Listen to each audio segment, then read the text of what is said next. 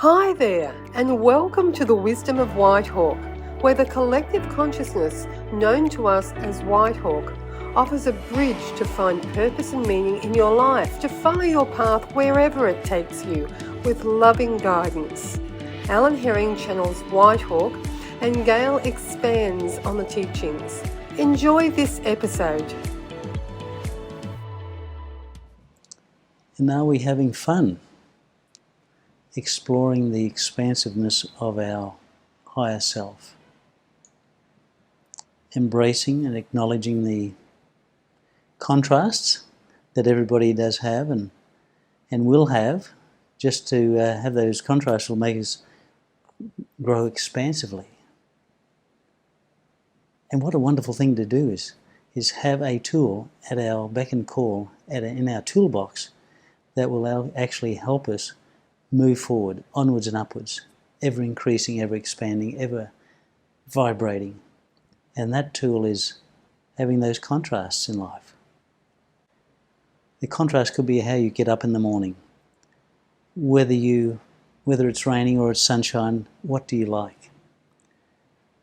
And if you hear that conversation about, oh, I wish it was raining, wish it was sunny, then you're not quite in that vibration of where you want to be.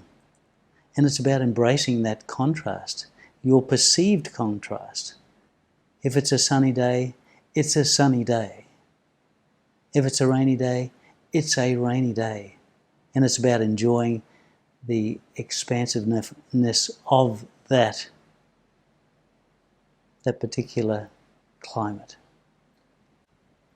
And then we take that into the day, about enjoying everything about getting up, that first step, that first breath when you get up in the morning.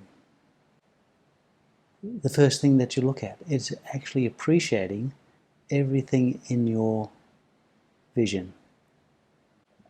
And in that appreciation and acknowledgement, love and guidance will take you forward in the day. And it's just spending that time being committed to the better version of yourself. And in that way, things will open up. Your life will become a parade of never-ending synchronicities that are indicators that you are heading in the right direction, that you're feeling yourself in that greater feeling space. Putting a smile on your face and having that transmit into the world and beyond, into the universe, and have that universal guiding light as your beacon for betterment.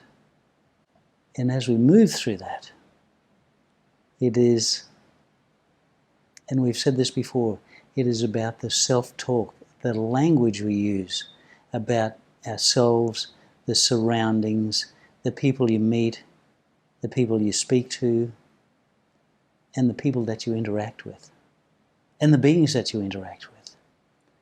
And it's finding those beautiful scenarios within that, so you can feel that expansiveness and that pulsating of the energy.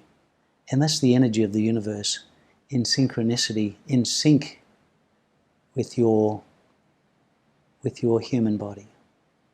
And in doing that, there is ease and flow.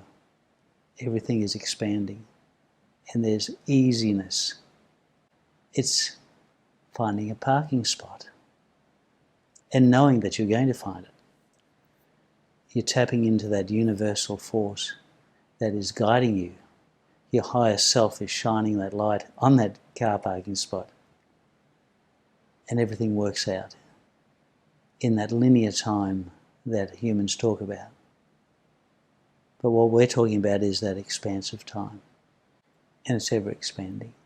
And it's ever enlightening as far as your own guidance, as far as moving forward, listening to that universal galactic conversation about bridging the gap, the discrepancy between your higher self and where you are at the moment.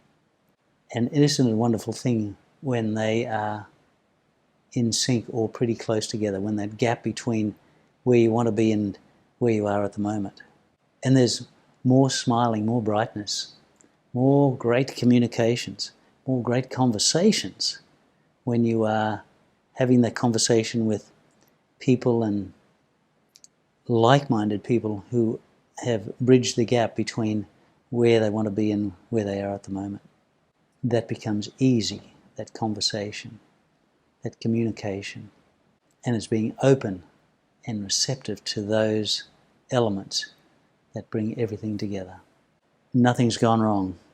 Contrast is something that give us a perspective on where we are in comparison to where we want to be.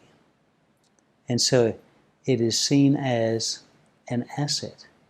And to have that understanding, rather than a contrast being a bad thing or an issue or creating some sort of tension and disappointment. And that will be fleeting. But if you have an understanding that this is a guidepost to moving forward. Do we need it? Do we want it? It's yes and yes, and we try to minimize that so that there's ease and flow. You don't want to get caught up in those contrasts, but have an understanding that they are an indicator and also a bouncing off point for greater things. You say we as though you're included in that. Do you have contrasts in non-physical? This is how we communicate in a human form with humanity. It is seeing that and having an understanding of the darkness and the light, and having an understanding that it is not about experiencing it for us, it is about observing it and having an understanding that it offers that differential between where you want to go and where you are at the moment. So contrasts are observed and taken to heart and used as a guiding tool. And it's not only us, it is everybody. And so in that contrast, we don't necessarily experience contrast, we observe that. And when we talk about shining the light from your future self, and so that no shadows, but it's about moving from here onwards. So we don't necessarily need to know why we attracted the contrast. No need to analyse it. Yes, and that conversation goes on and on and on and on as to why has that happened to me, and that just perpetuates the contrast in those people's lives. And it is just there as an indicator, a sign to say it is time to have another look at your current situation. Get back on track. Embrace those who love you and understand you and are having the same conversation as you. And so there's no barriers. You don't have to guard what you say, how you feel, that overall emotional communication.